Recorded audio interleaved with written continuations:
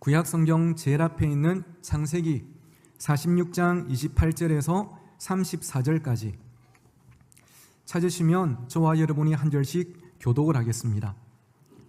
제가 먼저 읽겠습니다. 야곱이 유다를 요셉에게 미리 보내어 자기를 고센으로 인도하게 하고 다 고센 땅에 이르니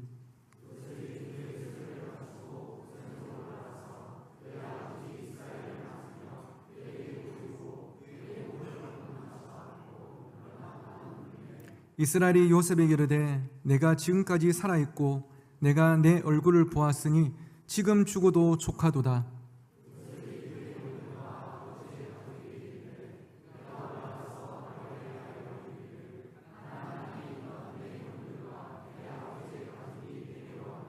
그들은 목자들이라 목축하는 사람들이므로 그들의 양과 소와 모든 소유를 이끌고 왔나이다 하리니 함께 읽겠습니다. 당신들은 이르기를 주의 종들은 어렸을 때부터 지금까지 목축하는 자들이온데 우리와 우리 선조가 다 그러하니다 하소서. 애굽 사람은 다 목축을 가증히 여기나니 당신들이 고센 땅에 살게 되리이다. 아멘. 오늘 이 시간은 땅에서 하늘을 살아가라 라는 제목으로 하나님의 말씀을 전하도록 하겠습니다. 지금 화면 속에 등장하는 세 사람에게는요 한 가지 공통점이 있습니다. 혹시 뭔지 발견하실 수 있겠습니까? 힌트는 옷입니다. 보면 각자가 유니폼을 입고 있죠. 그리고 각자 입고 있는 유니폼을 통해서 우리는 이 사람이 많은 사람인지를 예상할 수가 있습니다. 한 명은 승객들을 태우고 하늘을 나는 기장임을 알 수 있고, 한 명은 국가를 대표하는 축구 선수임을 알 수 있으며, 또 한 명은 하나님 말씀을 전하는 목사임을 알 수가 있습니다. 그리고 본인 스스로도 이 옷을 입음을 통해서 나에게 주어진 역할과 사명이 무엇인지를 다시 한 번 더 확인을 하게 될 것입니다. 어떤 옷을 입고 있는가가 그 사람이 누구인지, 그 사람의 정체성을 보여줍니다.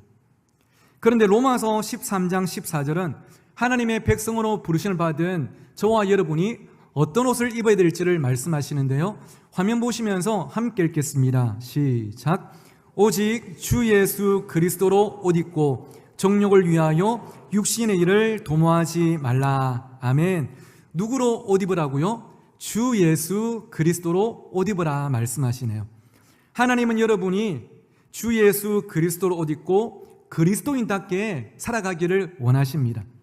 저는 오늘 설교를 통해서 그리스도로 옷 입는다는 것, 그리스도인으로 살아간다는 것이 무엇인지를 여러분께 말씀을 드리고자 합니다. 바라기는 이 말씀을 통해서 하나님께서 기뻐하시는, 그리고 나아가 하나님께 귀하게 쓰임받는 삶으로 여러분이 오늘 예배를 통해 반드시 세워지기를 주님의 이름으로 축원합니다. 오늘 본문은 애굽의 총리가 된 요셉이 고향에 계시는 아버지를 애굽 땅에서 다시 만난 날을 우리에게 소개하고 있습니다. 여러분은 요셉이라는 인물의 인생에 대해서 잘 아실 것입니다. 어릴 때 어머니를 여의고, 그래서 아버지가 편애를 했지만 이 편애의 부작용으로 형들의 미움을 받으면서 10대 때 저 멀리 애국까지 종으로 팔려가게 되죠. 그리고 20대 때는 열심히 일했지만 누명까지 쓰고 감옥까지 가는 비천한 종, 그리고 억울한 누명을 쓴 재소자로 고통스러운 시기를 보내게 됩니다. 하지만 하나님의 크고도 놀라운 섭리가 요셉을 향하고 있었습니다. 하나님은 이 요셉을 애굽이라는 이방 나라의 총리로 세우셨고, 극심한 흉년을 만나 곡식을 구하러 애굽까지 찾아온 그의 형들을 극적으로 만나게 되죠. 그리고 그 형들을 통해서 어떤 소식을 듣게 되냐면 아버지가 아직 살아계신다. 얼마나 그 가슴이 뛰었을까요? 아버지가 아직도 살아계시다. 그리고는 이 형제들 통해서 가나안 땅에 있는 아버지를 애굽 땅으로 모시고 오게 합니다. 그리고 이 요셉과 야곱이 만나는 장면이 오늘 본문인데요, 그 재회의 순간을 오늘 본문 29절은 이렇게 묘사하고 있습니다. 여러분이 한번 읽어주실까요? 시작.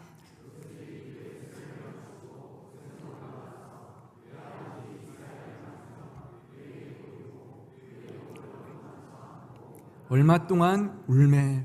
두 사람 만나자마자 서로를 껴안고 울기 시작했습니다.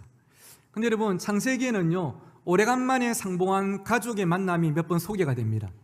여러분 잘 아시는 형 에서와 동생 야곱의 상봉, 그리고 형 요셉과 동생 베냐민의 상봉, 그리고 오늘 본문에 아버지 야곱과 아들 요셉의 상봉이요. 이 세 만남 다 서로 껴안고 울었습니다. 그런데 앞선 에서와 야곱의 그리고 요셉과 베냐민의 상봉에서는 나오지 않는 표현이 오늘 본문에만 나오고 있는데, 그게 뭐냐면 바로 얼마 동안이라는 표현입니다. 히브리어로 오드라는 이 단어는요, 한참 동안이라는 뜻입니다. 얼마 동안 하면 뭔가 그 느낌이 조금 불확실한데, 한참 동안 하니까 느낌이 확실히 오실 거라 생각합니다. 한참 동안 부둥켜 안고 울었다는 거죠. 아버지 야곱과 아들 요셉의 상봉은 더 극적이고 더 격한 감정이 되었음을 보여주는 겁니다. 얼마나 감격스럽던지 이어지는 30절에 보니까 야곱이 말하기를, 내가 요셉 너의 얼굴을 보았으니 지금 죽어도 족하도다. 내가 지금 죽어도 더 이상 여한이 없다. 이렇게까지 이야기를 하네요. 하나님께서 산산이 깨어져 버렸던 이 가정을 다시 그분의 은혜로 회복시켜 나가심을 우리가 볼 수가 있는 것이죠. 사랑하는 성도 여러분, 저는 먼저 이런 회복의 은혜가 오늘 우리 모든 신정가족들의 가정 가운데, 여러분 속한 공동체 가운데 동일하게 허락되기를 주님의 이름으로 축원합니다.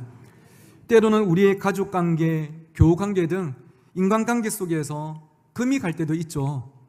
서로 불편해질 때도 있습니다. 하지만 그 문제를 하나님께 맡기고 기도할 때 하나님께서 여러분의 기도에 응답하시고 그 모든 상처들을 회복시켜 나가시는 은혜가 우리 모두에게도 허락될 줄 믿습니다.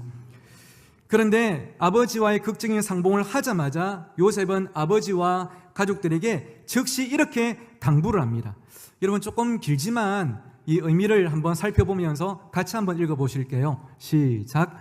요셉이 그의 형들과 아버지의 가족에게 이르되, 내가 올라가서 바로에게 아뢰어 이르기를, 가나안 땅에 있던 내 형들과 내 아버지의 가족이 내게로 왔는데 그들은 목자들이라 목축하는 사람들이므로 그들의 양과 소와 모든 소유를 이끌고 왔나이다 하리니, 바로가 당신들을 불러서 너희의 직업이 무엇이냐 묻거든 당신들은 이르기를, 주의 종들은 어렸을 때부터 지금까지 목축하는 자들이온데 우리와 우리 선조가 다 그러하니이다 하소서.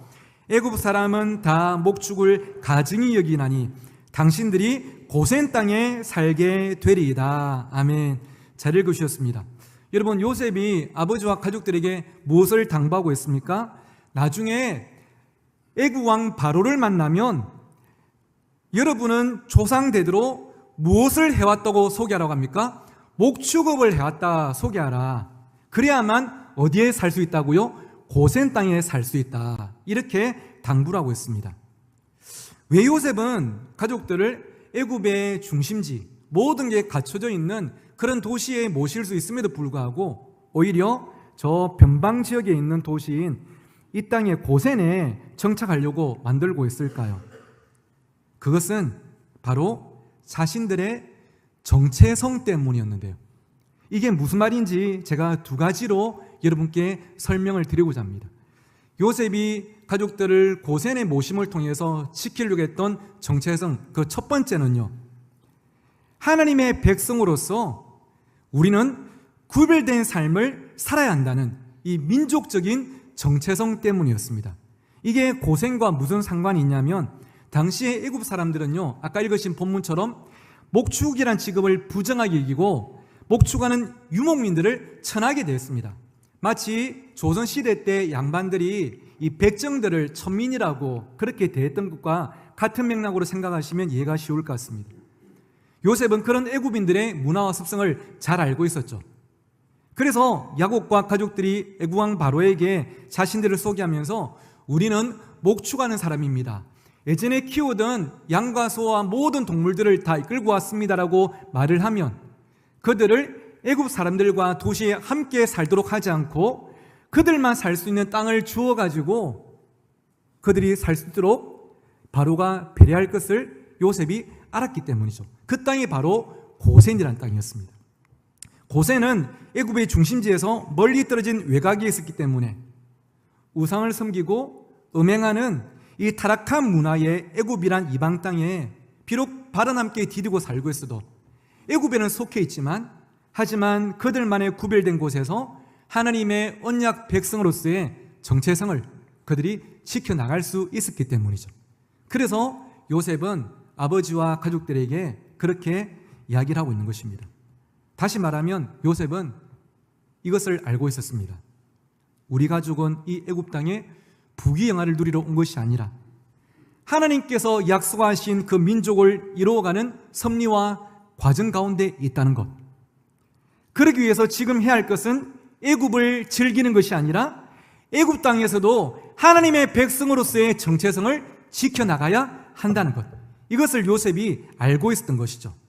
사랑하는 신정가족 여러분, 이 사실은 오늘을 살아가는 우리에게도 동일하게 적용되는 줄 믿습니다. 우리는 애국 같은 세상에 발을 디디고 살아갑니다. 하나님이 아닌 돈과 성공과 인정이라는 우상을 섬기는 세상 가운데 살아가고 있죠. 이런 우리에게 하나님께서 요구하시는 삶이 무엇입니까? 애굽의 피라미드와 스핑크스 같은 건축물을 세우면서 나의 업적을 자랑하는 것이 아니라 삐까뻔쩍한 도시나 집에 사는 것이 아니라 1등하는 것이 아니라 남들보다 떵떵거리며 잘 사는 것이 아니라 하나님께서 우리에게 원하시는 것은 거룩한 하나님의 백성으로서 구별된 삶을 살기를 원하신다는 것입니다. 오늘 설교 제목처럼 땅에서도 어디를 살아야 한다고요? 하늘을 살아야 한다는 것이죠. 나는 하늘에 속한 사람이다.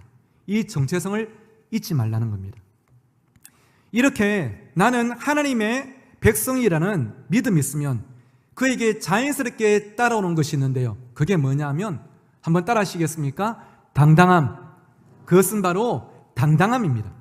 돈이 없다고, 직업이 비천하다고, 외모가 화려하지 않다고, 나이가 많다고 나를 남들과 비교하면서 움츠러드는 것이 아니라 오히려 내 안에 계신 하나님 때문에 그분께 집중하면서 나는 그분의 자녀라는 이 영적인 당당함을 가지고 세상 가운데 살아가게 된다는 거예요. 할렐루야.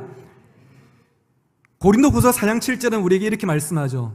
우리가 이 보배를 질그릇에 가졌으니 이는 심히 큰 능력은 누구에게 있고 하나님께 있고 우리에게 있지 아니함을 알게 하려 함이라. 우리는 질그릇처럼 약하고 끼어지기 쉬운 그런 존재이지만 그 질그릇에 능력이 있는 것이 아니라 질그릇 같은 나를 성전 삼아 내 안에 임재하시고 함께 하시는 그 하나님께 능력이 있기 때문에 우리는 그분이 거하실 깨끗한 그릇으로 당당하게 살아가라고 사도 바울은 우리에게 권면하고 있는 것입니다.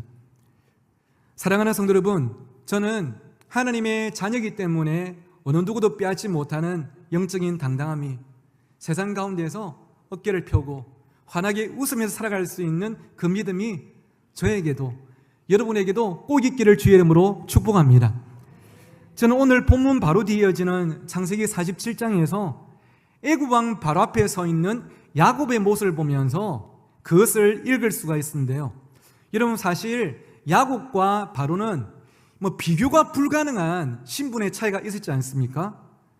야곱은 가나안이라는 조그만 땅의 족장 정도였지만 바로는 당시의 세계 최강의 강대국이었던 애굽의 왕이었습니다.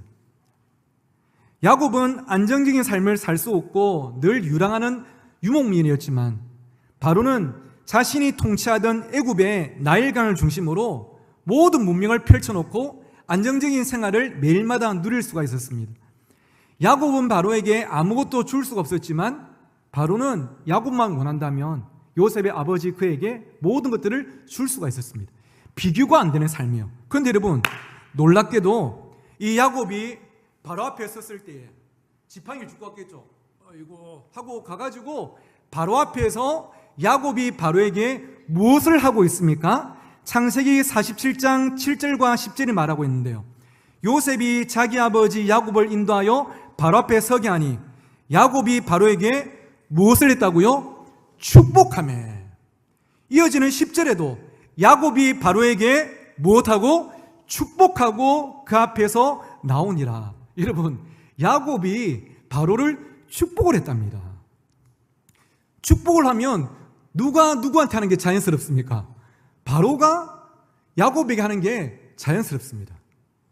사장이 직원들에게, 주인이 종들에게, 높은 사람이 낮은 사람에게, 왕이 시민에게 축복하는 게 자연스럽습니다. 그런데 한 명의 유목민인, 이제 한 명의 이민자인 야곱이 왕에게 축복하고 있는 것입니다. 말도 안 되는 일이 벌어진 것이죠. 왜일까요? 어떻게 야곱은 바로를 축복할 수 있었을까요? 그것은 야곱에게 바로를 축복한다는 것은 단순히 바로가 잘 되기를 희망하거나 자신의 가족을 거둬준 그에게 감사의 마음을 표현하는 정도가 결코 아니라, 이것은 그가 자신의 정체성을, 나는 하나님께서 복의 근원으로 삼으신 아브라함의 후손이다, 하나님은 나를 통해서, 나의 아들 요셉을 통해서 이 땅을, 그리고 당신을 복되게 하실 것이라는 영적인 당당함이 있었기 때문에 그는 한 명의 유목민으로서도 왕인 바로를 축복할 수가 있었던 것이죠. 여러분, 이것이 이 땅 가운데 살아가고 있는 그리스도인인 우리에게 하나님께서 허락하신 당당함인 줄 믿습니다. 딴 게 아니에요. 나는 질그릇이지만 내 안에 보배 대신 예수 그리스도가 계시니까 우리는 세상의 눈치를 보는 삶이 아니라 오히려 세상 가운데서 복을 선포하는 사람으로 살아가는 것입니다. 야곱에게 바로를 축복한 것은 오늘과 같은 물질 만능 사회 속에서도 참된 왕이 누구신지에 대한 선언이었고, 하나님의 백성으로 산 나의 삶에 대한 감사였으며, 인생은 눈에 보이는 것이 아닌 눈에 보이지 않는 하나님께 맡겨야 한다는 그만의 또 한편의 설교 아니었겠습니까? 여러분, 저는 여러분이 오늘 이 말씀을 통해서 여러분 가슴 가운데 이런 당당함을 가지고 선포했으면 좋겠습니다. 하나님이 나의 왕이시며 나는 그분의 백성이다. 하나님이 내 아버지시며 나는 그분의 자녀이다. 할렐루야. 그럴 때 우리는 우리의 가정 환경이나 재정적인 상황 또는 직업이나 나이에 상관없이 당당하게 이 땅 가운데 살아갈 수가 있는 것이죠. 표정부터 다르지 않겠습니까? 요즘 우리나라 프로축구팀 중에 화면에 있는 이 울산 현대가 장난이 아닙니다. 울산을 연고지로 두고 있는데요, 울산 현대는 몇 년 동안 계속 만년 2위였습니다. 우승을 해본 적이 없었어요. 그러다가 작년에 무려 17년 만에 우승을 하더니 올해도 지금 보니까 11승 1무 1패 1위를 달리고 있습니다. 놀랍죠? 근데 여러분, 울산 현대 팬들의 표정이 다르더라고요. 얼마나 당당한지 막 응원하는데, 막 우리 교회에도 울산 현대 팬들 많이 계시거든요. 막 얼굴이 막 은혜 받아가지고 막 난리가 나더라고요. 부산에 가면 여러분 프로야구 팀 중에 롯데 자이언츠라고 있습니다.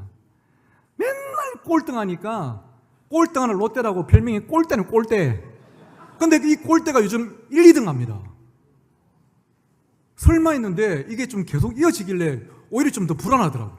그런데 이 부산 아저씨들이 여러분 장난하지 않습니까? 막 롯데가 1등 하니까 막 얼굴이 성령 충만해가지고 막 여러분, 제가 그 모습을 보면서 기분이 좋기도 하고, 저도 뭐 울산 현대 팬이고 롯데 자이언츠 팬이니까. 근데 문득 그런 생각도 들었어요. 오늘 설교 준비하면서 내가 응원하는 이 팀이 이렇게 승리를 해도 이렇게 내 표정이 달라지고 어깨가 펴지는 게 인생인데, 죄와 죽음을 완전히 이기시고 우리에게 영원한 승리를 허락하신 하나님 믿는 그분의 자녀들이라면 좀 더 달라야 되지 않겠는가, 조금 더 당당해야 되지 않겠는가, 저는 그런 생각을 하게 되는 것이죠. 여러분, 울산 현대 팬들과 롯데 자이언츠 팬들이 느끼는 그 당당함, 그 이상의 당당함으로 살아가는 하나님의 백성들 되시기를 주의 이름으로 축원합니다. 하나님이 여러분의 아버지시며 여러분은 그분이 거룩하게 구별해 부르신 그분의 백성입니다. 두 번째로, 요셉이 그의 가족들이 거처할 땅으로 고센 땅을 원했던 두 번째 이유는 그들은 반드시 돌아갈 본향을 향하고 있다는, 그 본향을 준비한다는 지리적인 정체성 때문이었습니다. 이게 무슨 말이냐면, 요셉은요, 이스라엘 민족이 정착하고 나라를 이룰 곳은 이곳 애굽이 아니라 어디다? 하나님이 약속하신 가나안 땅이다. 그곳에서 하나님은 우리 민족을 통해서 당신의 나라를 이루어 가실 것이란 이 확신 정도가 아니라 믿음이 있었던 것이죠. 그런데 여러분, 고센은요, 화면의 지도에서 볼 수 있는 것처럼 이집트 땅 가운데 그들이 가게 될 가나안 땅과 가장 가까운 곳이자 이스라엘 민족이 애굽을 빠져나가기에도 가장 유리한 장소가 앞에 제가 빨갛게 동그란 표시를 해놓은 이 고센이라는 땅이었습니다. 요셉은 자신의 가족들이 애굽에 정착할 때부터 이미 언젠가 우리가 돌아가야 할 약속의 땅을 그의 마음 가운데 품고 있었던 것이죠. 우리가 지금은 비록 애굽 땅에 발을 디디고 살아가고 있지만 우리는 돌아갈 본향이 있는 사람들이다. 하나님께서 우리를 그곳까지 이끌어 가실 것이다. 이 정체성이 있으니까 조금 척박해 보여도 요셉은 이 고센 땅을 준비하고 있는 것입니다. 사랑하는 성도 여러분, 오늘 우리도 마찬가지 아닐까요? 우리 역시 지금은 비록 이 땅에 발을 디디고 아이들은 등교를 하고 부모님들은 출근하고 아이들 공부를 시키기도 하고 돈을 벌기도 하지만 우리에게는 언젠가 돌아가야 할 약속의 땅이 있음을 잊지 말아야 합니다. 그리고 그 천국에서 하나님 앞에 서게 되는 순간이 있음을 기억하면서 우리는 매일을 살아가야 됩니다. 그 순간이 없다면요, 우리는 오늘을, 이번 한 주를 아무렇게나 살아도 돼요.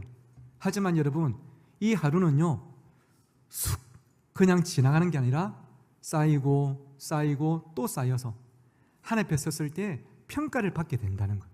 그래서 우리는 이 하루를 하늘을 바라보면서 하나님 앞에서 서게 되는 그때를 의식하며 살아야 한다는 것이죠. 빌립보서 3장 20절은 이렇게 말씀합니다. 우리 같이 읽어보실게요. 시작. 그러나 우리의 시민권은 하늘에 있는지라 거기로부터 구원하는 자 곧 주 예수 그리스도를 기다리노니 아멘. 우리의 시민권은 어디에 있는지라? 하늘에 있는지라. 우리는 하늘에 속한 사람입니다. 하나님께서 우리를 그 하늘의 백성으로 부르셨다. 만약 우리에게 돌아갈 본향이 없고 우리를 맞이해 주실 하나님이 없다면 신앙생활만큼 헛되고 허무한 것은 세상에 없을 겁니다. 하지만 우리에게는 돌아갈 본향이 있고 그곳에서 우리를 맞이해 주실 하나님이 계시기 때문에 이 신앙생활만큼 가치 있고 의미 있고 행복한 삶도 없는 것이겠죠. 그래서 우리는 오늘 설교 제목처럼 땅에서도 어디를 살아가야 한다고요? 하늘을 살아가야 하는 것입니다. 만약 여러분이 이 사실을 믿고 기억한다면 우리의 삶의 방향과 태도가 달라집니다. 지금 내가 이 땅에서 어떤 직장을 다니고 얼마나 큰 집에 살고 돈을 얼마만큼 모았고 그것이 한 개도 안 중요한 것은 아니겠지만 그다지 크게 중요하게 느껴지지 않습니다. 왜냐하면 그 모든 것들은 1년 뒤가 될지 수십 년 뒤가 될지 모르겠지만 언젠가 우리가 이 세상을 떠날 때에 다 이 땅에 내려놓고 우리는 나그네 인생을 마치고 하나님 앞에 가기 때문이죠. 그것을 알면 이것 때문에 아둥바둥하고 이것에만 연연하지 않는 것 같아요. 땅에서도 하늘을 사랑하는 우리에게 가장 중요한 것은 이 땅에서 얼마나 하나님의 백성답게 살았는가, 그리고 얼마나 이 삶의 열매를 가지고 하나님 앞에 섰는가, 그것이 가장 중요한 것이겠고 또 하나님도 그것을 반드시 보실 줄 믿습니다. 이렇게 나에게 돌아갈 본향이 있음을 믿는 사람에게 자연스럽게 따라온 것이 있는데 그것은 바로, 한번 따라해 주시겠습니까? 신실함. 그것은 바로 신실한 삶입니다. 아까 나는 하나님의 거룩하게 구별된 백성이라고 믿는 사람에게 따르는 것이 당당함이었다면 나에게는 돌아갈 본향이 있음을, 나는 그 하나님 앞에서 나의 삶이 평가받을 것임을 믿는 사람에게 따르는 것은 바로 신실함입니다. 하나님 앞에서의 신실함, 사람들 앞에서의 신실함. 나의 삶은 언젠가 평가 앞에 설 것이기에 속이지 않고 정직하고 최선을 다하며 사랑하며 신실하게 살아가는 것, 요셉도 그랬죠. 여러분 아시는 것처럼 요셉이 애굽의 총리일 때 온 땅에 7년의 대흉년이 왔습니다. 먹을 것이 다 떨어져 버려가지고 요셉의 형들도 먹을 것을 구하러 애굽까지 왔지 않습니까? 그런데 애굽 왕 바로는 이 모든 정권을 요셉에게 주었고요. 요셉이 토지 개혁을 해 나갈 수 있게 되었습니다. 그런데 여러분 생각해 보십시오. 왕의 모든 권한을 준 요셉이 그 넓은 땅에서 자기 땅 이렇게 조금만 챙기려고 하면 그거 어려운 일이었겠습니까? 요즘을 봐도 참 그렇게 어렵지 않은 일일 겁니다. 그런데 성경에 보니까 요셉은 절대 그러지 않았어요. 자기에게 맡겨진 권한을 사용해서 오히려 백성들을 위해서 정직하게 최선을 다하고 한 명이라도 더 살 수 있도록, 마치 영화 쉰들러 리스트에서 쉰들러가 한 명을 더 구원하고자 최선을 다했던 것처럼 그런 삶의 모습을 요셉에게서 우리는 발견할 수 있습니다. 왜냐하면 그는 땅에서도 하늘을 살아가는 자이기 때문입니다. 자신의 삶을 지켜보고 계시고 삶의 열매를 보시는 하나님을 믿었기 때문이죠. 그 신실함이 땅에서 하늘을 살아가는 자의 삶의 태도와 자세 아니겠습니까? 이 땅에 연연해하지 않고 이 땅을 모든 것이라 생각하지 않고 하늘에서 허락하실 그 상급을 바라보면서 살아가는 삶. 지금 내가 가진 것 이상으로 과하게 욕심 부리지 않고 오히려 어려움 가운데 있는 이웃들을 돌아보는 삶, 바로 그런 신실한 삶이라는 것이죠. 일본의 한 마을에서 한 부부가 장사를 하고 있었습니다. 그런데 이 부부가 운영하는 가게가 워낙 잘 되다 보니까 주변에 있는 가게들이 장사가 잘 안 되고 급기야는 문을 닫으려고 하는 가게까지 발생하게 된 겁니다. 그 모습을 보고 이 부부가 밤에 자기 전에 테이블에 앉아서 함께 대화를 나누었습니다. 여보, 우리가 아무래도 장사를 잘못하고 있는 것 같아. 우리 가게가 혼자 너무 장사가 잘 돼서 이웃 가게들이 다 문을 닫을 지경이니 이렇게 하면 안 될 것 같아. 맞아요, 여보. 이것은 예수 믿는 우리가 절대 해서는 안 되는 일인 것 같아요. 이 부분은 남들이 보면 하늘이 주신 양지와 같은 삶을 오히려 음지로 바꾸는 결심과 기도를 올려드립니다. 그리고 하나님, 소중한 이웃과 사랑의 줄이 끊어지는 일이 없게 해주십시오. 사랑의 낙오자가 되지 않게 해주십시오. 이 기도가 마치자마자 그 다음 날부터 가게의 물건을 3분의 1 정도만 구비해 놓았습니다. 깔끔하게 구색을 맞추지도 않았습니다. 없는 물건을 찾는 손님이 오면 이웃 가게로 소개하면서 보냈습니다. 그랬더니 많은 가게가 골고루 장사가 잘 되기 시작했고요. 그러다 보니 그녀는 예전보다 시간이 많이 남게 되었겠죠. 그러면서 그 남는 시간에 글을 쓰기 시작했고 5년이 흘러서 42살의 이 잡화점 여주인은 1964년 아사히 신문이 주최한 소설 공모에 당선이 되는데 그 작품의 이름이 세계적인 기독교 문학의 반열에 오른 빙점이라는 작품이고요. 이 작품을 쓴 그녀의 이름이 여러분 잘 아시는 미우라 아야코입니다. 빙점, 이 책의 제목이기도 하지만 원래 빙점은 물이 얼음이 되기 시작하는 시작점이면서도 동시에 얼음이 물로 녹기 시작하는 시작점이 바로 빙점이죠. 현재 우리가 얼마나 높은 위치에 있는가, 그것이 하나님 보실 때는 중요하기보다는 지금 우리의 삶이 어디를 향하는가, 무엇을 지향하는가가 우리 주변의 삶을 얼려버릴 수도 있고 따뜻하게 녹일 수도 있는 게 아닌가. 저는 오늘 말씀을 준비하면서 그런 묵상이 되었습니다. 그렇다고 해서 제가 여러분에게 여러분도 미라 알코처럼 사십시오, 하루에 3분의 1만 일하시고 물건 3분의 1만 내놓으시고 그렇게 사십시오 라고 저는 솔직히 말씀을 잘 못 드리겠습니다. 왜냐하면 여러분도 다 살아가시는 게 쉽지 않음을 알고 있기 때문입니다. 하지만 우리가 그녀의 삶의 행보를 똑같이 따라하지 못할지라도 그 마음만큼은 저는 제가 닮아가고 싶습니다. 그리고 여러분이 닮아가셨으면 좋겠습니다. 나만을 위한 삶이 아니라 주변에 허락하신 이웃들을 바라볼 수 있는 그 넉넉한 마음을 가진 신실한 삶. 왜냐하면 우리는 한 명의 예외도 없이 언젠가 세상을 떠나기 때문이고, 아까 말씀드린 것처럼 우리의 삶에 대한 하나님의 평가와 사람들의 평가가 있기 때문이겠죠. 저는 오늘 설교를 마무리하면서 성경 속 두 사람을 여러분께 소개해드리면서 마치려고 합니다. 그 첫 번째 사람은 역대기서에 나오는 여호람이라는 사람입니다. 구약의 역대기는 이스라엘 왕들에 대한 하나님의 평가와 사람들의 평가를 기록하고 있는데요, 여호람이라는 왕을 소개하는 역대하 21장 20절을 보면 성경에서 어디에서도 볼 수 없는 이 구절에만 유일하게 등장하는 한 문장을 발견할 수 있습니다. 역대하 21장 20절 함께 한번 읽어보시겠습니다. 시작.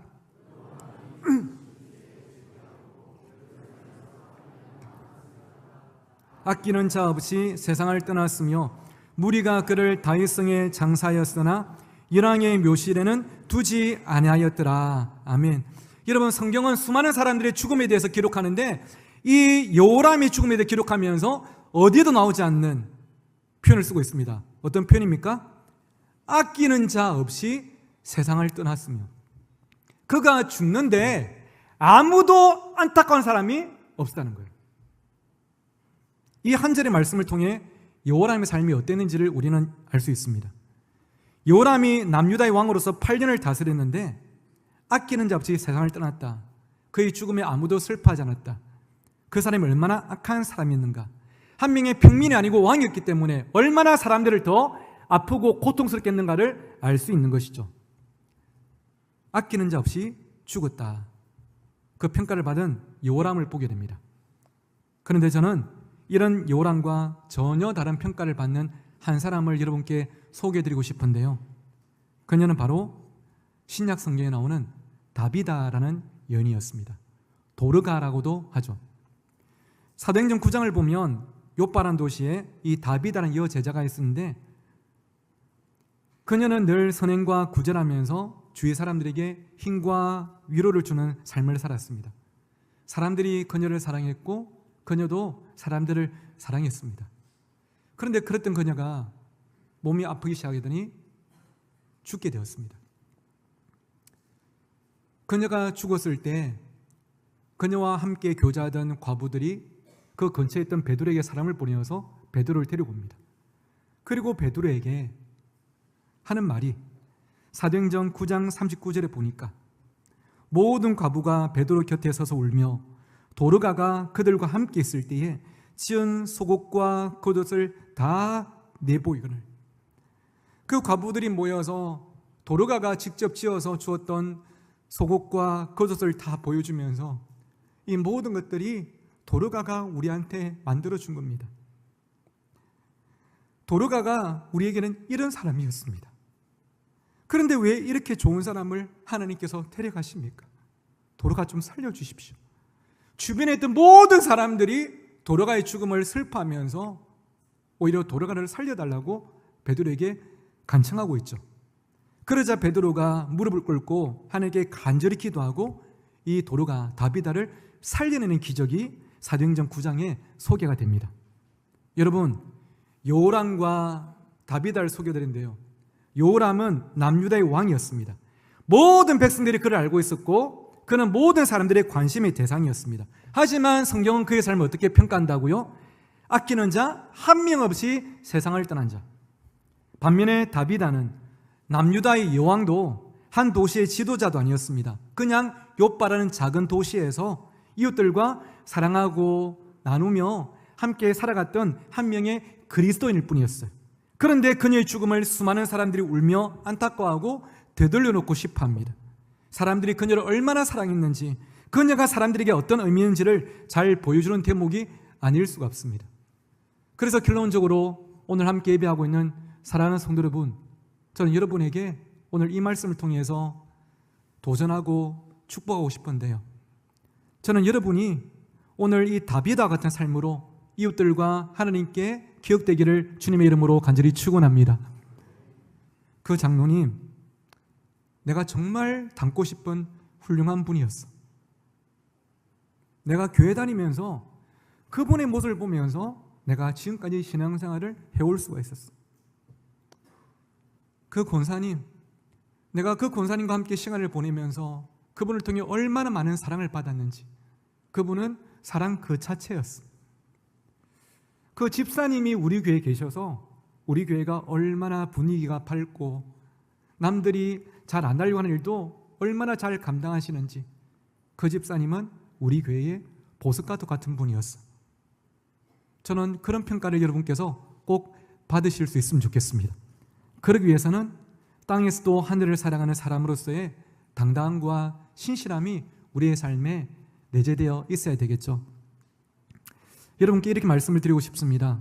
사랑하는 여러분, 사랑에 의한, 사랑을 위한 성도로 살아가십시다. 그리고 사랑에 의한, 사랑을 위한 교회로 존재하십시다.